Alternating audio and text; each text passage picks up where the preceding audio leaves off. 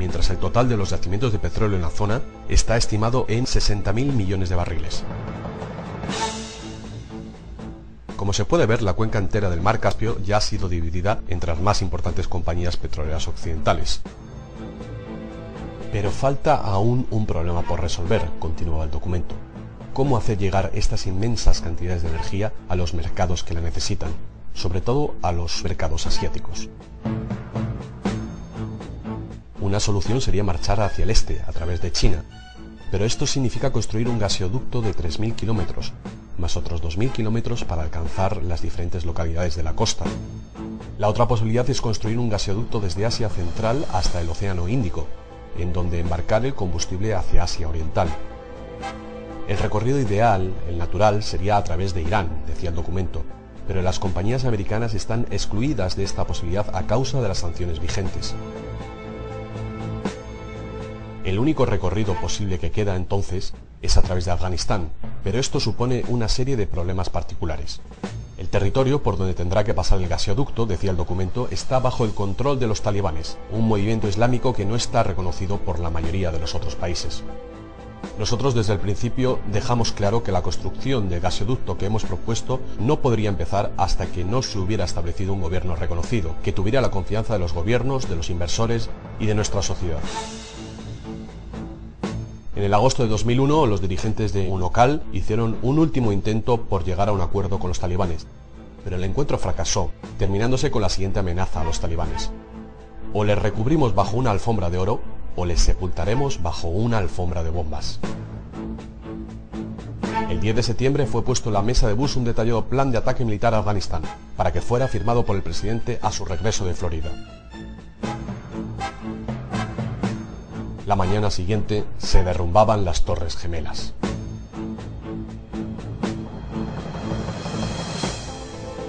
Los americanos acusaron inmediatamente a Bin Laden, que en ese periodo estaba en Afganistán, y pidieron a los talibanes que se lo entregaran para poderle procesar. I want justice. And there's an old poster out west, as I recall, that said wanted, dead or alive. Pero Bin Laden hizo saber que no tenía nada que ver con los atentados. Él no tenía ninguna posibilidad, dijo, de organizar desde Afganistán una operación así de compleja y sofisticada. Y días después añadió: hay un gobierno dentro del gobierno americano. Es a este gobierno secreto al que hay que preguntar quién es el responsable de los atentados. Los Estados Unidos tendrían que buscar los culpables de los ataques entre los que intentan poner el presente siglo bajo su control y quieren esclavizar a otras naciones. Los propios talibanes contestaron que estaban dispuestos a entregar al jeque saudita si los americanos mostraban al mundo la prueba de su culpabilidad. Pero esto nunca ocurrió. 3 semanas después, los Estados Unidos invadían Afganistán encabezando una coalición internacional.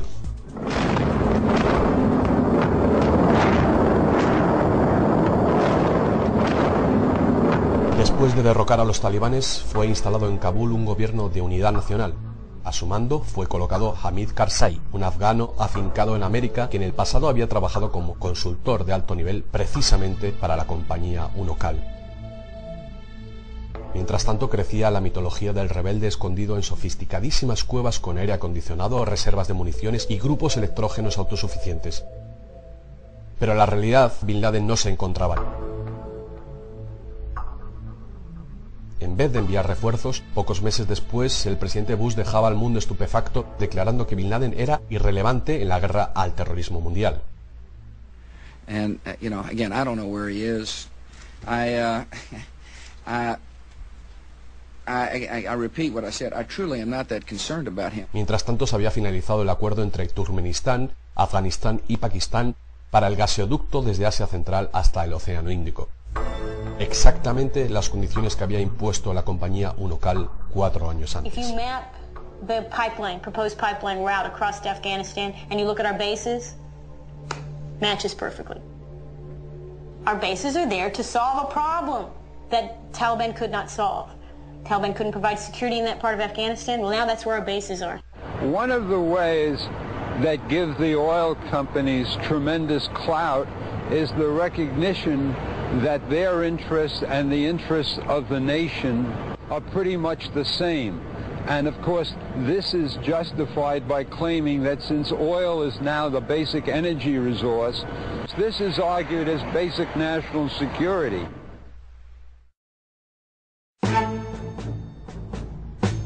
Pero el verdadero objetivo de los neoconservadores, como hemos visto, siempre fue Irak, que nunca tuvo nada que ver con el terrorismo.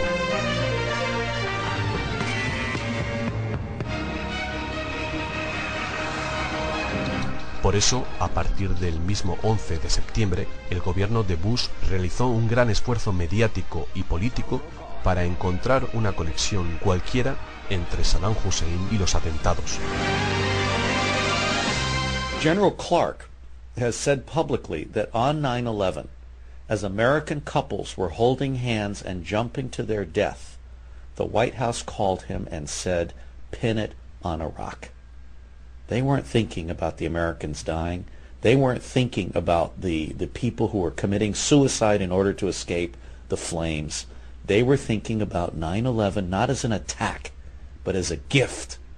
The president dragged me into a room with a couple of other people, shut the door, and said, "I want you to find whether Iraq did this." That George Bush wanted me to come back with a report that said, Iraq did this. Paul O'Neill era el ministro de Economía que abandonó el gobierno de Bush cuando se dio cuenta de los proyectos que ellos estaban desarrollando. The questions such as why Saddam and why now were never asked. It's all about finding a way to do it. That was the tone of it. The president saying, "Go find me a way to do this." From the very beginning, there was a conviction that Saddam Hussein was a bad person and that he needed to go. He says that going after Saddam Hussein was topic A 10 days after the inauguration, 8 months before September 11th. The problem for the Bush administration is that plans that already existed for regime change in Iraq had to be justified. They couldn't just go in without public support. The public support was created by connecting Saddam Hussein to those fears of terrorism. The fear generated by 9/11, the fear of terrorist networks, has to be transferred to Iraq. That is, the American people have to learn to be as afraid of Saddam Hussein as they are of Osama bin Laden. If they'd come to the American people and said, look, we want to engage in a war of conquest, in effect, to reestablish the balance politically in the Middle East, I don't think people would have gone along with it. The president basically has let the public believe a lie, which is that Iraq played a role in 9/11, which is nonsense. I've never believed that from the very beginning. Why would Saddam Hussein risk being involved with Al-Qaeda?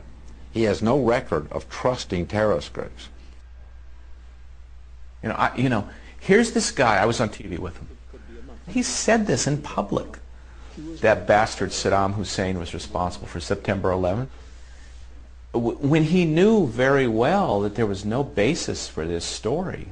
Saddam Hussein. Saddam Hussein. Saddam Hussein. Saddam Hussein. Saddam Hussein. Saddam Saddam Saddam Saddam Saddam Saddam Saddam Saddam Saddam Saddam Saddam Saddam Saddam Hussein.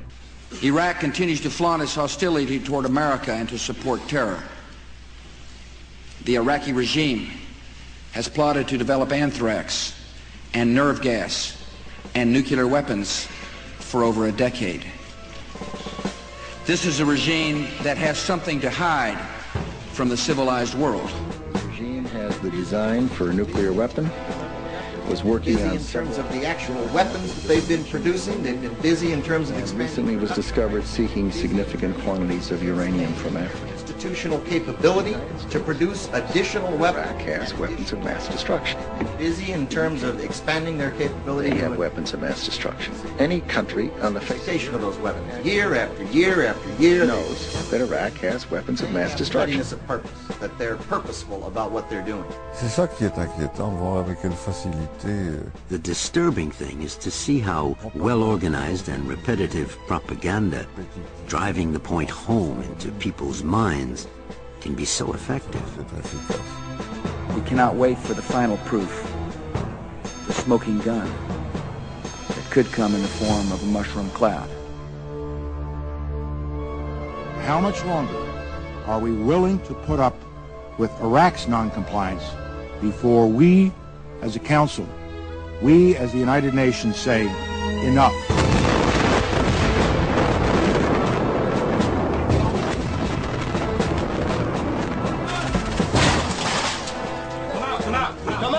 Come out!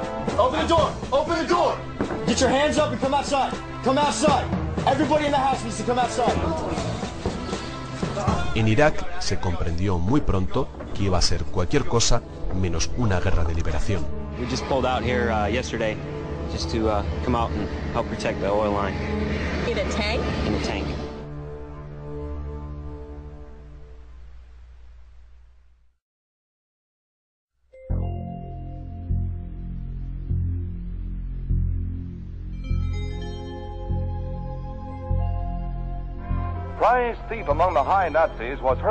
Al término de la Segunda Guerra Mundial, los americanos mostraron al mundo los tesoros artísticos recuperados en la residencia de Hermann Göring, que durante esos años había ido robando sistemáticamente en todos los mejores museos de las ciudades europeas conquistadas. Not content with robbing people of their freedom and their lives, the Nazis tried to make off with their symbols of culture.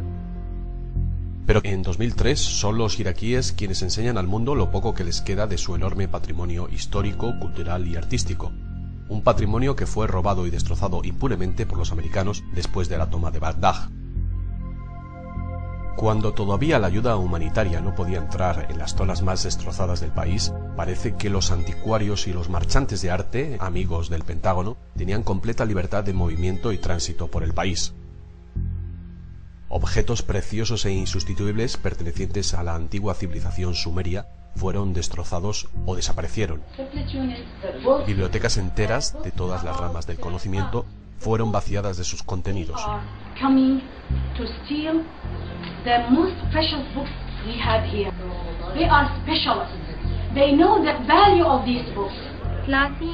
Y los que no se llevaban eran quemados o destrozados por medio de compuestos químicos muy determinados. Parecía casi como si quisieran quitar a la nación cualquier posibilidad de un renacimiento futuro, robando a las nuevas generaciones la posibilidad de compartir el inmenso patrimonio cultural del país. Asimismo, los más importantes sitios arqueológicos fueron salvajemente destrozados sin motivo aparente. Mientras tanto, con la promesa de que se iba a proceder a la reconstrucción de Irak, los hombres del gobierno de Bush convencieron al Parlamento de autorizar la impresión extraordinaria de $20 billones al contado. We will help them to restore basic services, such as electricity and water, and to build new schools, roads, and medical clinics. 360 toneladas de billetes de banco de $100 cada uno fueron trasladados físicamente a Irak, en paquetes muy parecidos a los de la carta fotocopiadora, pero del valor de muchos millones de dólares cada uno.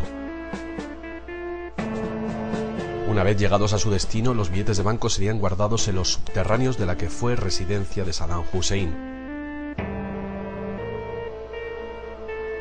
El dinero estaba oficialmente bajo la responsabilidad de la coalición internacional, pero en realidad era el Pentágono quien los controlaba, en la persona del así llamado procónsul americano, Paul Bremer.